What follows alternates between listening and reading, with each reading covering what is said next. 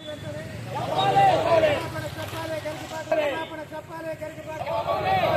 పాఠశాలలో ప్రభుత్వం వారిచ్చే మెనును రద్దు చేయాలని చేసిన వ్యాఖ్యలు ఉండమరిపోయిందని గరికపాటి నరసింహారావు గారు ఆయన చేసిన వ్యాఖ్యలు రాజ్యాంగ వ్యతిరేకం.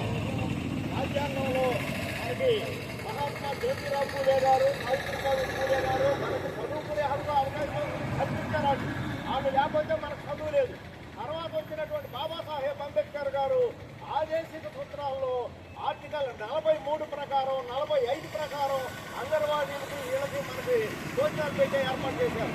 అట్లాగే దాని ప్రకారం సుప్రీంకోర్టు కూడా ఇది హక్కు అని చెప్పింది. అంటే ఆయన చేసిన వ్యాఖ్యలు రాజ్యాంగ వ్యతిరేకం, సుప్రీంకోర్టు వ్యతిరేకం, అట్లాగే దళిత బీసీల వ్యతిరేకం అన్నమాట.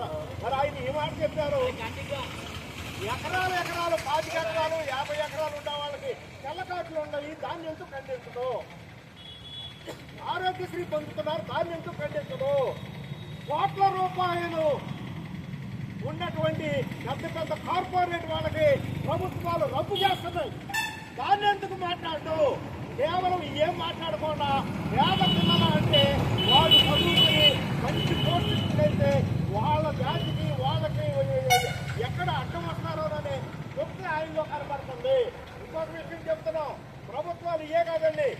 పూర్వం మహారాజులు ఉన్న టైంలో మహారాజుల దగ్గర కవులు కవిత్వాలు చెప్పి అట్లాగే 2 పద్యాలు చెప్పి ఏనాములు ఎకరాలు ఆ అగ్రహారాలు మరి పెద్ద ఊళ్ళన్నీ కూడా చెప్పేసేవాడు.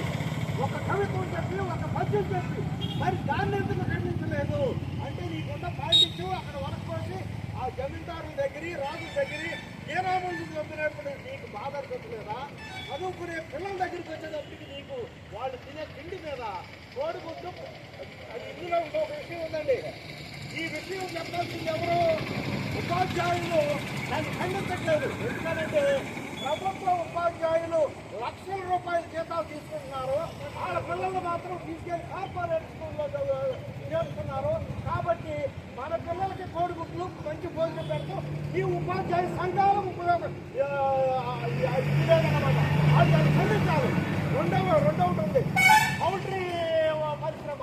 మరి వాళ్ళ పౌల్ట్రీ ఫుడ్ అనేది శాకాహారం, మరి ఫుడ్ తినండి అని వాళ్ళు ఎంకరేజ్మెంట్ ఇచ్చే పౌల్ట్రీ పరిశ్రమ యూనియన్లు ఈ విషయాన్ని ఎందుకు ఖండించట్లేదు అంటే వీళ్ళందరిలో కూడా ఏంటంటే పేదవాళ్ళు వ్యతిరేక భావజాలంలో బతుకుతున్నారు. ఇప్పుడు ఈ రద్దవుతాయి, తర్వాత రిజర్వేషన్ రద్దవుతాయి, వీటన్నిటికీ మరి ఆయన చెప్తున్నాడు. మీరు ముందు మొన్న ఒక వీడియో చూసాం, సీఎం గారు మీరు మంచి మాటలు చెప్పండి అన్నా అంట. మంచి మాటలు ఇచ్చేందుకు చెప్పమన్నాడో మరి ఏంటో మనకు తెలియదు. ఆయన ఇటువంటి వాళ్ళందరూ చేశారు కాబట్టి వీళ్ళ వ్యాఖ్యలు ఖచ్చితంగా ఉపసంహరించుకోవాలి. లేకపోతే ఆయన ఎక్కడ ప్రయోజనాలు ఇచ్చినా ఎస్సీ, ఎస్టీ, బీసీ మైనార్టీలు మనం అడ్డుకోవాలి, లేకపోతే నిరసన తెలియజేయాలి.